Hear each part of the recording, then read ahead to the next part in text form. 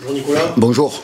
Bon, la victoire à Bastia, elle semble valider la thèse de l'accident samedi dernier. Il faut confirmer ça demain. Ouais, bien entendu que la réaction a été importante d'une part dans le contenu, d'autre part dans les attitudes et puis le résultat qui est au bout, donc c'est une très bonne chose.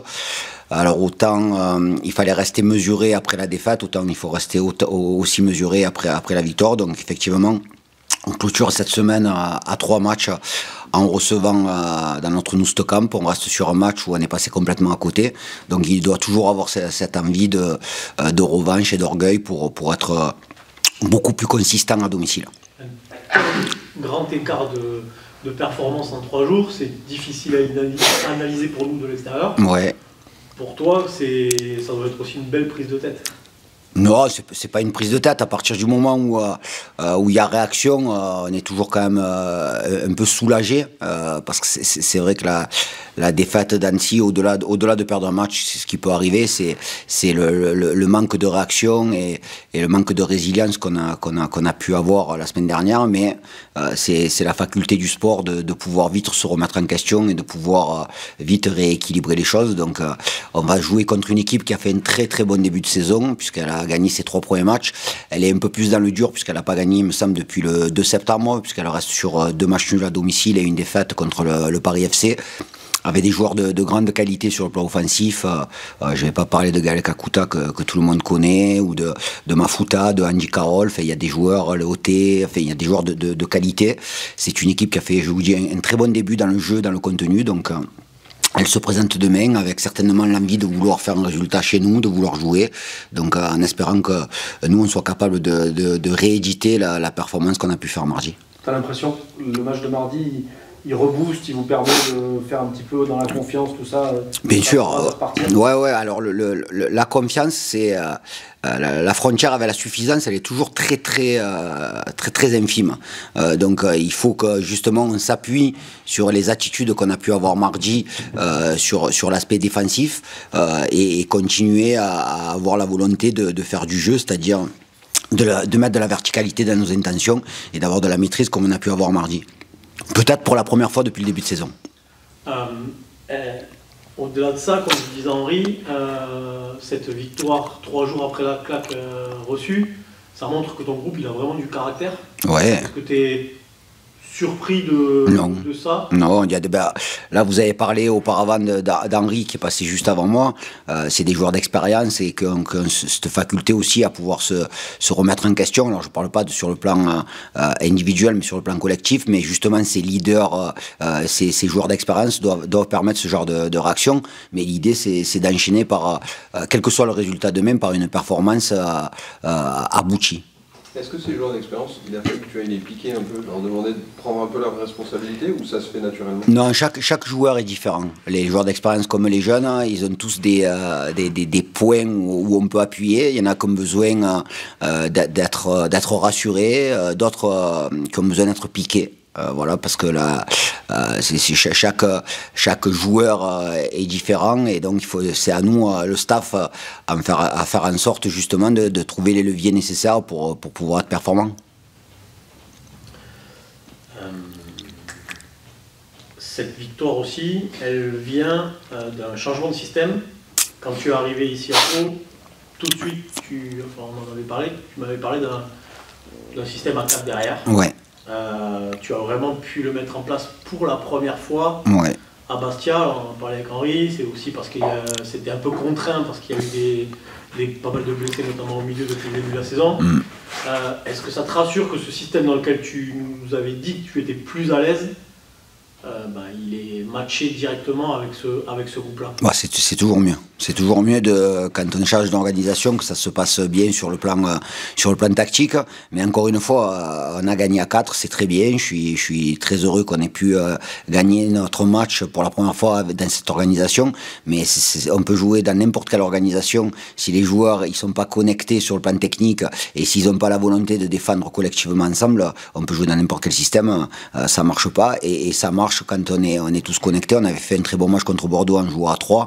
Là, on a été bon à 4, mais c'est le premier match où on a eu, je parle de maîtrise, où on a eu des phases de possession importantes. Alors, bien avant l'expulsion de Santelli, parce qu'après à 10 contre 11, avoir la possession, c'est plus facile quand on a un supériorité numérique, mais j'ai apprécié notre entame de match, surtout sur les 20 premières minutes, où on n'a pas eu peur de jouer, on n'a pas eu peur d'être sous pression, et donc on parle de caractère, et il y a deux façons de voir les choses, c'est résoudre des problèmes ou poser des problèmes, c'est toujours mieux de poser des problèmes, même si de temps en temps il faut être capable de les résoudre selon la force de l'adversaire.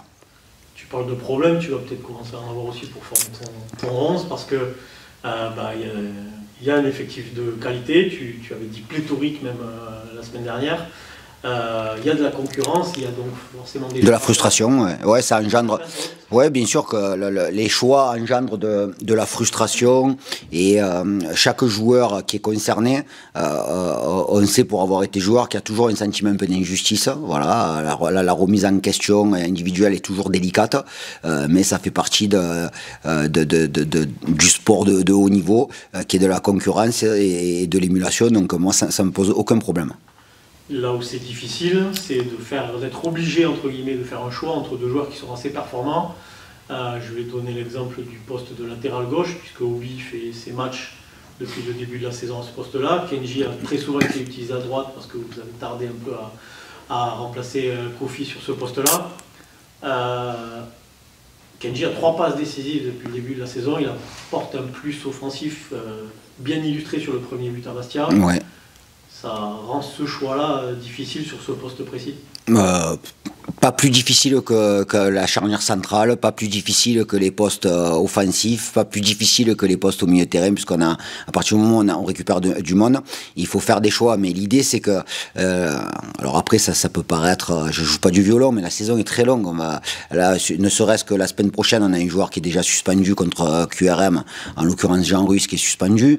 Donc, il faut faire en sorte que chacun individuellement soit dans les meilleures dispositions mentales pour donner le meilleur. Donc après, on parle d'émulation, c'est à partir du moment où la concurrence est saine, que ça se fait dans les règles de l'art. Il n'y a pas de raison alors oui, ça crée de la frustration, il faut faire des choix, mais ça fait partie du jeu, et les joueurs sont avertis, ils savent très bien qu'on en a parlé dès le départ, qu'il y aurait de la concurrence, mais dans tous les groupes il y a de la concurrence. Je ne connais pas un groupe à ce niveau-là qui fonctionne avec 13 joueurs.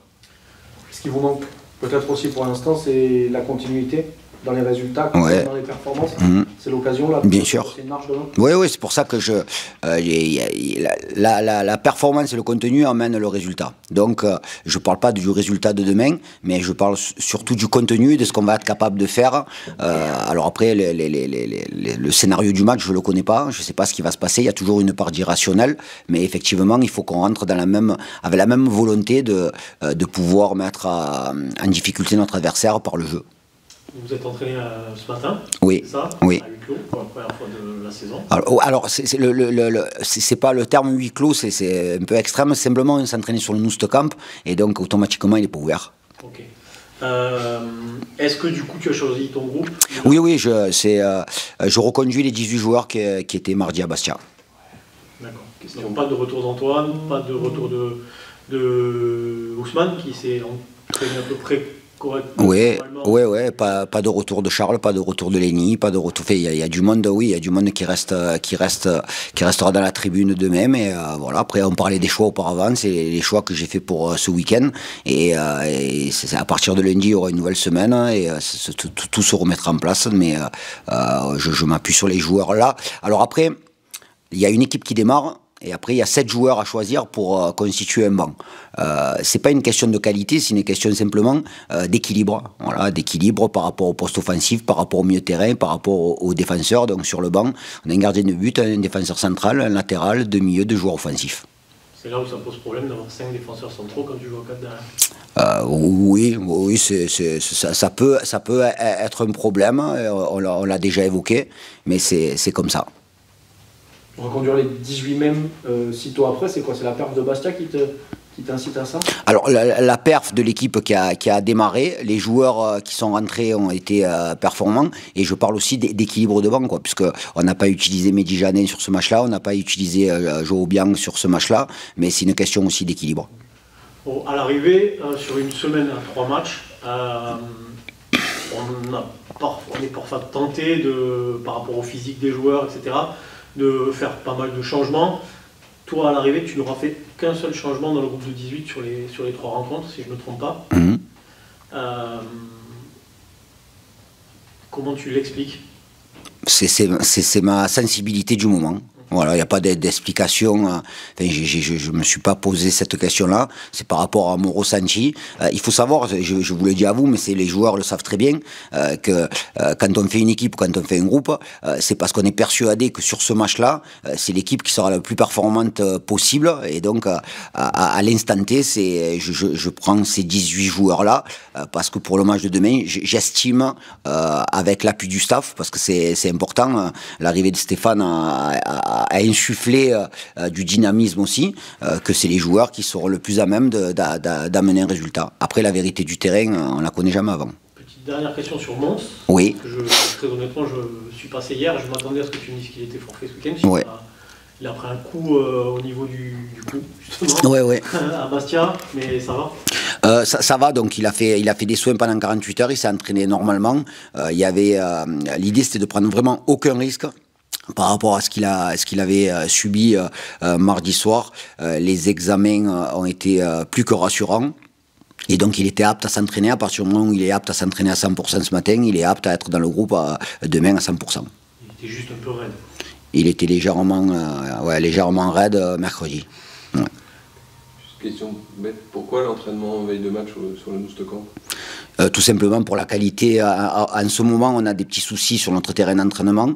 On s'était mis d'accord avec les jardiniers de permettre au terrain d'être régénéré. Et on s'est entraîné au Moustecamp ce matin, mais il faut savoir que mercredi et jeudi, on s'est entraîné sur le synthétique. Donc c'était simplement pour pouvoir utiliser un terrain gazonné à veille de match. Allez, à demain. Merci, monsieur. Au revoir. Salut Henri. Est-ce que tu peux nous dire quel visage va montrer le POFC demain? Sur une semaine à 3 matchs, vous avez montré un visage extrêmement différent entre samedi dernier et mardi. Est-ce que tu l'expliques et est-ce que tu peux nous dire quel visage va montrer ton équipe? J'espère que, en tout cas, on va tout faire pour montrer le même visage qu'on a montré contre Bastia. C'est ça l'idée. Après, contre Annecy, c'est un faux pas de la part de tout le monde. Je pense que le match peut-être n'a pas été bien préparé en profondeur. On s'est peut-être vu trop beau parce qu'on avait fait un bon résultat à Auxerre et peut-être qu'on a pensé faire un résultat positif sans même mettre les ingrédients qu'il faut. Donc on a été vite rappelé à l'ordre et le foot c'est ça aussi. Quand on respecte pas le jeu, forcément on le paye cash. Et voilà, mardi ça a été un visage totalement différent et j'espère que, en tout cas on va tout faire pour avoir le même visage ce week-end. Du coup tu dirais que cette victoire elle a ramené quoi? De la sérénité, de la confiance, des sourires, autre chose? Une victoire, à 3 points c'est tout. Parce que surtout dans une semaine à 3 matchs, il faut vite passer à autre chose parce que y a souvent de l'euphorie et dans un match, dans une semaine à 3 matchs, je pense qu'il faut vite basculer parce que ça va trop vite et il faut vite récupérer et se préparer pour le prochain match. On n'aura pas le temps de profiter vraiment et on sait que dans cette Ligue 2, tout le monde peut battre tout le monde, donc il faut vite se concentrer sur le prochain match. Le résultat de mardi, il valide le test de l'accident pour samedi dernier. Il faut confirmer ça. L'idée, c'est de confirmer, j'imagine, ça demain soir. Ouais, il faut toujours confirmer. Déjà, il faut qu'on commence à enchaîner les victoires parce que quand je dis enchaîner les victoires, c'est avoir 2 voire 3 victoires d'affilée. Ça serait bien pour le moral de l'équipe et aussi pour le championnat. Maintenant, il faudra être concentré du début jusqu'à la fin pour réaliser un gros match parce que avec le 3e match dans la semaine, c'est vrai que ça tire un peu sur les organismes. Donc, faudra être concentré pour éviter ce piège, on va dire, parce qu'Amiens c'est une bonne équipe. Ce bon résultat à Bastia, il vient aussi peut-être d'un changement de système. On sait que Nicolas Usaï, dès son arrivée, nous avait parlé de son système préférentiel en 4-4-2 ou en 4-3-3. Là, il a pour la première fois vraiment pu le mettre en place. Qu'est-ce que ça change pour l'équipe ? Ça change. Au départ, je pense que c'était compliqué de le mettre en place parce qu'il y a un moment, on avait beaucoup de blessés, surtout au milieu de terrain. J'étais blessé, il y avait Charles, Oumar, on avait beaucoup de blessés, donc c'était compliqué de pouvoir le mettre en place. Aujourd'hui, on a récupéré pas mal de joueurs, donc on va dire que c'était plus facile pour l'entraîneur.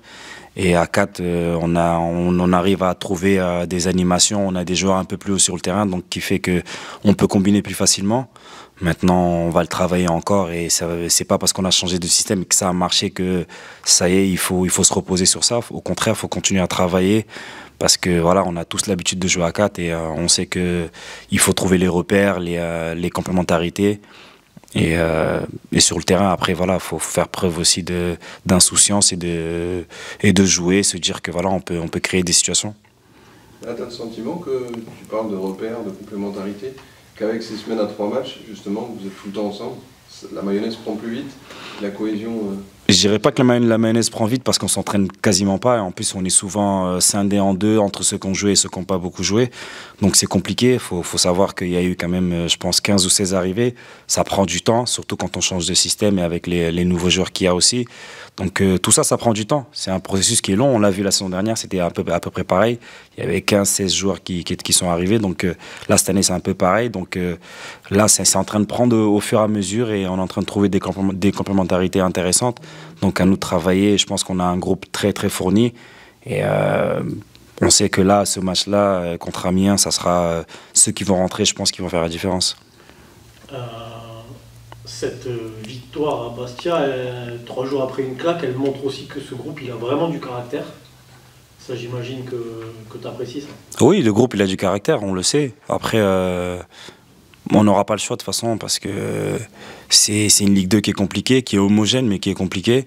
Je pense que c'est une des Ligue 2 les plus relevées, si mes souvenirs sont bons. Donc, il va falloir faire preuve de caractère et de résilience parce qu'il faudra gagner à tout. Il faut gagner des matchs. De toute façon, c'est simple. Nous, voilà, on s'est fixé un objectif, c'est de gagner des matchs et le championnat va bien se passer si on gagne des matchs. Amiens, qui est sur une série de 3 matchs sans victoire, qui vient ici, quel profil, qu'est-ce que t'inspire cette équipe? Ouais, c'est une bonne équipe qui passe des moments un peu compliqués en ce moment, mais c'est une bonne équipe. Individuellement, ils ont vraiment des bons joueurs.